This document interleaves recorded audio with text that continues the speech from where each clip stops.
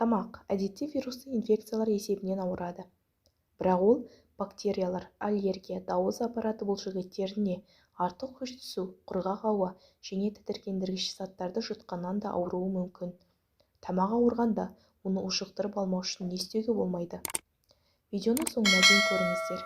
Сіз естіп білмеген ақпарат барына сенемін, және біздің каналды 95,7% адам каналға жазылмай көреді. Сол себепті каналға жазылып лайк басып белсенді болыңыздар. Тамақ ауруы көмекейдегі бадамша безінің қабынуынан туындайды. Тілдің екі жағындағы көмекейдегі без ағзаға түрлі бактериялар мен вирустарды түсірмей, тыныс алу жолынан сүзіп алып қорғайды. Бірақ кейде бұл қорғаныс безі инфекцияның асқынуына төтеп бере алмай қабынады. Салдарынан адамның тамағы іріңдеп, қатты ісініп, тыныс алу жолдарын бітейді. Сондықтан тамақ ауруы кезінде тұншығып қалу қаупі бар. Медицинада бұл ауруды танзелит деп атайды. Әдетте тамақтың ауруы бірнеше күнде өздігінен кетеді, бірақ кейде ұзаққа созылса дәрігерге көріну керек болады. Тамақ ауруына байланысты түрлерге бөлінеді. Фарингит ауыздың артындағы аймаққа әсер етеді. Танзилит бадамша безінің ісінуі және қызаруы, ауыздың артқы жағындағы жұмсақ тін. Ларингит бұл дауыс ұяшығының немесе көмекейдің ісінуі мен қызаруы.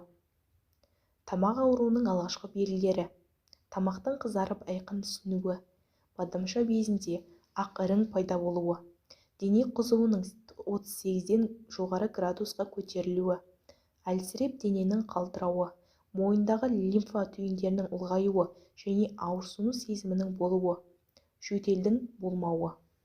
Тамақтың ауырғанын қалай жеңілдетуге болады? Жылы сұйықтық ішу, тамақты шаю, ауа ылғалдандырғыш қосу және рецептсіз берілетін препарат ішу. Демалу. Тамақ ауруының пайда болу себептері. Ең бірінші себебі суық тию, тұмау және басқа да вирустық инфекциялар. Вирустар аурудың шамамен 90%-ын тудырады. Тамақ ауруын тудыратын вирустар ішінде жалпы суық тию, тұмау, сілекей арқылы берілетін жұқпалы аурулар, қызылша, бөртпе, қузуды тудыратын ауру, шешек, қызба және қышуды тудыратын инфекция, мойындағы сілекей бездерінің ісінуін тудыратын инфекциялар жатады. Екінші, тамақ және басқа бактериялық инфекциялар.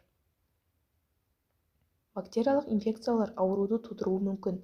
Ең жиі кездесетіні стрептокок, бадамша безінің инфекциясы.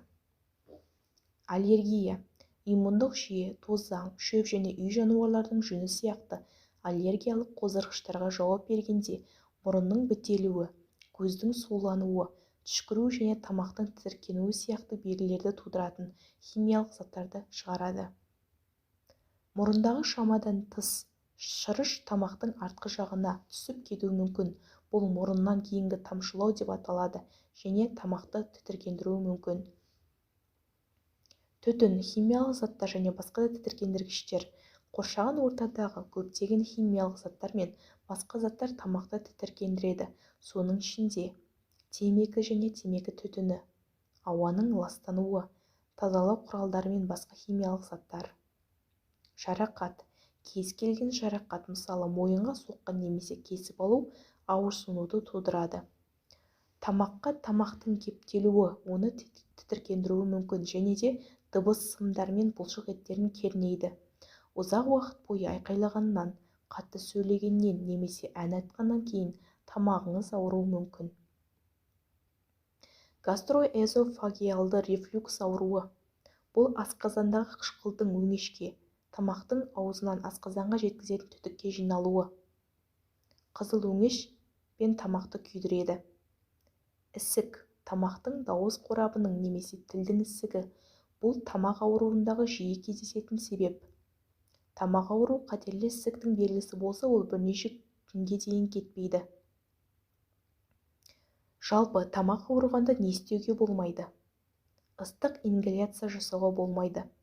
Ыстық ауамен ингаляция жасау қан айналымды арттырады, яғни ісікті де күшейтеді. Эфир майларымен демалуға болмайды. Эфир майлары аллергиялық реакция беруі мүмкін. Өте ыстық сұйықтықтар ішуге болмайды. Ыстық сұйықтықтар да қан айналымды арттырып, күйдіріп, жағдайды нашарлатуы мүмкін. Антибиотиктер ішуге болмайды. Көп жағдайда тамақ тұмау себебінен пайда болады, ал антибиотиктер вирустарға әсер етпейді. Оған қоса антибиотиктердің қосымша әсері болуы мүмкін, сондықтан оны дәрігер кеңесінсіз ішуге болмайды. Алкоголь негізіндегі халықтық құралдар ішуге болмайды. Алкоголь шырыштыны құрғатады және жергілікті қан айналымды арттырады, сондықтан тамағыңыз одан сайын тітіркенеді. Тамақ қабынуын басатын ем түрі көп.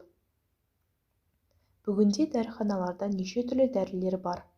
Алайда олардың кез келгенін пайдалану тамақтың ауруын басқанмен жалпы денсаулығыңызға зиян тигізуі мүмкін. Сондықтан дәрігерге көрініп, өз жай-күйіңізге лайықтысын, қолайлысын ғана қабылдағаныңыз дұрыс. Ауру сезімін басуға көбіне дәрілер қолданады, бірақ та тамақ ауруын тұзбен емдеуге болатынын біріміз білсек, енді біріміз біле бермейміз.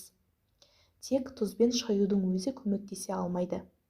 Бірінші, бір стакан жылы суға 1 шай қасық тұз салып ерітіп, оған 2 тамшы йод ерітіндісін тамызып жібересіз. Алдымен тамақты осы сумен шайып алу керек. Содан соң 1 ас қасық зәйтүн майын ауыз қуысында біраз ұстап шайқап тамаққа дейін апарасыз. Соңынан майды түкіріп тастаған дұрыс. Тамақ ауырғанда осылайша 3-4 рет жасасаңыз, аурудан тез айығып кетесіз. Адам тұмауратқанда тек тамағы мен басы ауырып қана қоймай, оған мұрынның қосылатыны да жасырын емес.